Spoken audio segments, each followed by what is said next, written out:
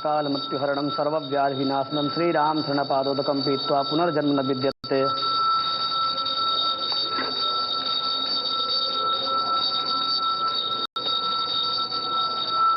अकाल मृत्युहरणं सर्वव्याधिविनाशनं श्रीराम शरणपादोदकं पीत्वा पुनर्जन्म न विद्यते।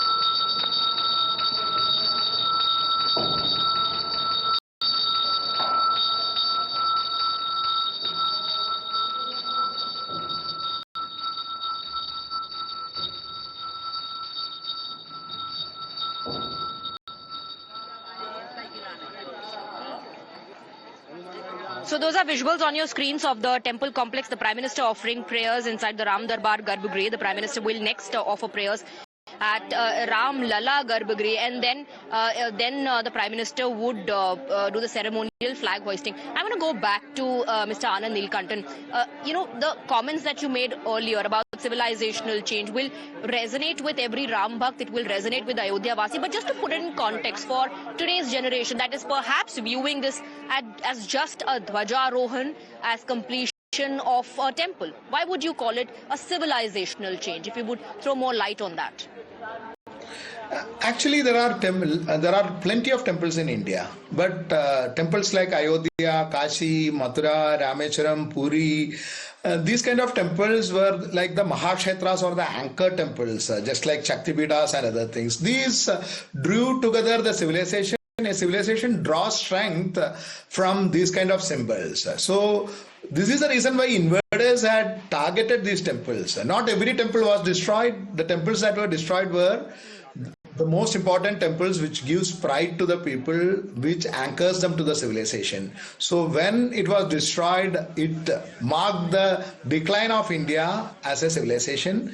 And now when the Dhwajarohan ceremony, which almost marks the completion of this temple, it marks the resurrection of a civilization, an age-old civilization, perhaps the world's oldest continuing civilization, which is ours, that is of Bharat.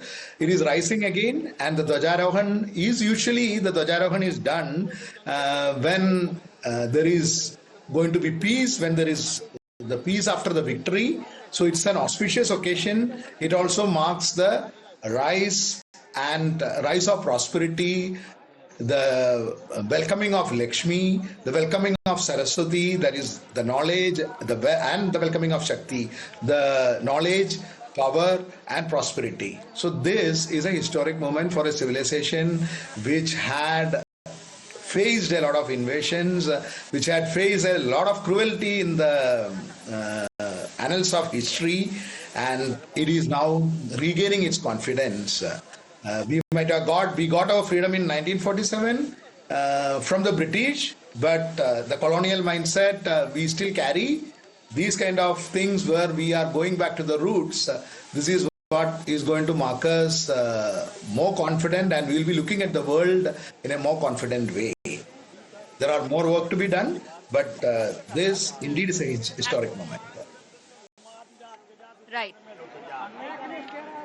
And as we speak, Mr. Neelakantan, we are also now getting visuals of the Prime Minister inside the Garbhagriha of the Ram Lala temple, where the Prime Minister is going to offer puja and take darshan of Lord Ram. I want to quickly go across to Mr. Harshvardhan Tripathi, if you can hear me. Harshvardhan Tripathi जी, जैसा कि अभी आनंद नीलकंठन बता रहे थे, civilisational change की वो बात कर रहे थे, लेकिन क्योंकि अयोध्या को स्मार्ट सिटी बनाने की भी एक कोशिश है, इसीलिए ये बहुत खूबसूरत एक ब्लेंड मैं कहूंगी होगा, जिसमें आप अपनी एंशिएंट हेरिटेज को, अपनी परंपरा को साध कर रखते हैं, और उसके साथ साथ आसपास बदलते समय और बदलते विश्व के साथ आप बदलते भी हैं।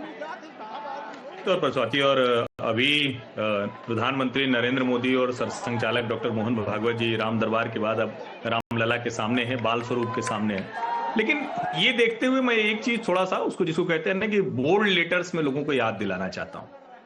हमें कैसे समझा दिया गया था कि अरे क्या फर्क पड़ता है, अयोध्या में राम मंदिर क्यों बनाना है। विश्वविद्यालय बना दो, और कुछ लोग तो बहुत आगे तक चले गए थे, किस किस तरह की टिप्पणियां कर रहे थे। हम उस सब से निकलकर यहां पहुंचे और हमें क्या बताया जाता रहा? हमें न वास्तुकला का ज्ञान है, हमें न किसी तरह का भवन निर्माण का ज्ञान है, हमारी कोई ऐसी चीज नहीं जिसको हम दुनिया को दिखा सकें। कमाल ये देखिए कि जिन मुगलों या अंग्रेजों के लिए कहा जाता है तो वो यहां आकर सब कुछ बनाना सीखते हैं। हमारे दक्षिण भारत के मंदिर जहां कोई ऐसी आक्रांता दृष्टि नहीं पहुंच पाई, वो अभी भी दुनिया में सर्वश्रेष्ठ उदाहरण है। हजारों वर्षों से उसी तरह से खड़े हैं, सैकड़ों वर्षों से उसी तरह से खड़े हैं। ये जो राम मंदिर का निर्माण है आज के समय में हमारी शक्ति का प्रतीक है। जिस स्मार्ट सिटी के बनने की बात कर रही हूं वो आज के संदर्भ की बात है, लेकिन हमारी जो पुरानी सभ्यता है उस समय से हम नगर को बनाना, नगर में रहना, नगर के लिहाज से चीजों को तैयार करना जानते थे। तब भी हम ये जानते थे कि जहां लोग रहते हैं वहां कैसे उनके जीवन को बेहतर करने के लिए आज के समय की सड़क, नालियां, उस तरह से शहर का आने का जाने का द्वार किस तरह से वहां रहेंगे, वो सारी व्यवस्था हम करते थे। अयोध्या उस पैमाने पर एक नया मापदंड, नया श्रेष्ठ मापदंड खड़ा करने जा रहा है। जब प्रधानमंत्री नरेंद्र मोदी वहां पर हैं, जब राम मंदिर के बहाने से हम ये बात कर रहे हैं, तो जरा ये भी सोचिए 700 मीटर की अयोध्या रह गई थी, 700 मीटर, और कोई वहां जाता भी था तो कब वो गुजर गया उसको पता नहीं चलता। आज दुनिया का हर देश, आज दुनिया का हर दूतावास, आज दुनिया का हर बड़ी कंपनी चलाने वाला कह रहा है कि हमें अयोध्या में छोटा जमीन का टुकड़ा चाहिए, क्योंकि राम जी के बगल में रहेंगे तो हमारी समृद्धि होगी। और आप सोचिए जहां कोई ऐसा 3 स्टार होटल भी नहीं हुआ करता था, वहां पर आज दुनिया की हर चेन पहुंच रही। इंटरनेशनल फ्लाइट्स वहां से शुरू होने के लिए एक तरह से कहें कि तैयारी। हम इस तरह से जब बढ़ते हुए भारत को देखते हैं तो जो आनंद कह रहे हैं, सिविलाइजेशनल हिस्ट्री कभी भी उस प्राइड के साथ नहीं हो सकती अगर आप इकोनॉमिकली स्ट्रांग नहीं